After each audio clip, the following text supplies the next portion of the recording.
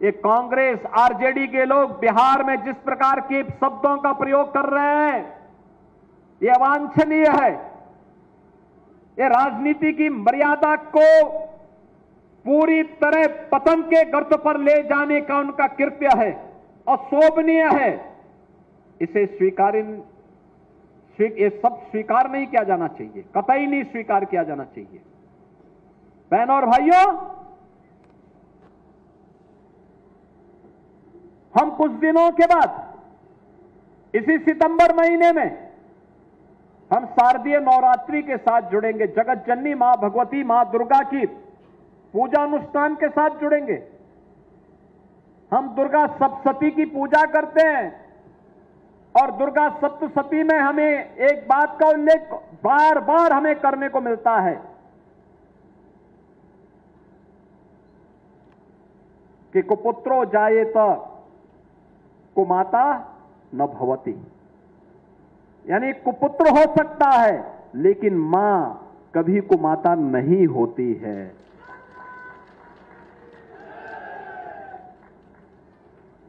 प्रधानमंत्री मोदी जी की मां के प्रति जिस प्रकार के शब्दों का प्रयोग कांग्रेस और आरजेडी के नेताओं के मंच से हुआ है, यह भारत 140 करोड़ भारतीयों का अपमान है, हर मां का अपमान है, हर भारतीय का अपमान है। और मुझे लगता है कि भारत इस प्रकार की उच्छृंखलता को स्वीकार नहीं कर सकता है। नया भारत इस प्रकार की उच्छृंखलता को कतई स्वीकार नहीं कर सकता है। और इसीलिए आज हम सब आपसे कहने के लिए आए, एक सकारात्मक माहौल, एक स्वस्थ प्रतिस्पर्धा होनी चाहिए।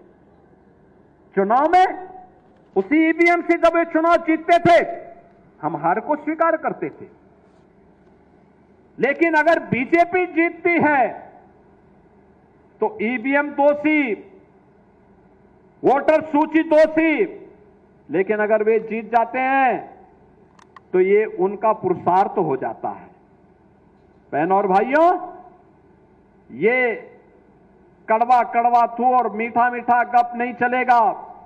ये विपक्ष का इंडी गठबंधन की ये नकारात्मक राजनीति तुष्टीकरण की हद तक जाकर के देश को गुलामी की ओर धकेलने की राजनीति है। इससे उभरने की आवश्यकता है। जो लोग जाति के नाम पर बांट रहे हैं, क्षेत्र और भाषा के नाम पर बांटने का प्रयास कर रहे हैं, ये विकसित भारत के सपने के बैरियर हैं। इन बैरियर को भारत का नौजवान, भारत का अन्नदाता किसान, भारत का मेहनती श्रमिक, भारत की मातृशक्ति इस बैरियर को खाड़ फेंके और विकसित भारत में प्रधानमंत्री जी के विजन के अनुरूप विकसित भारत के सपने को साकार करने के इस अभियान का हिस्सा बनेगा। इस विश्वास के साथ आज हम सब आपके पास गीड़ा में आए हैं।